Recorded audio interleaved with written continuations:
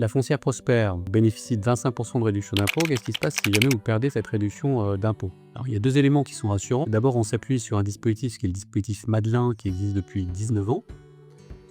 Et deuxièmement, la réduction fiscale de 25% a été validée par l'État pour les 2 prochaines années jusqu'au 31 décembre 2027.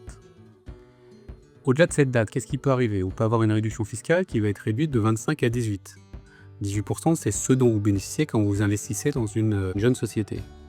Et puis, elle peut être tout simplement supprimée. Chez Merci Prosper, on n'y croit pas, mais néanmoins, ça peut arriver.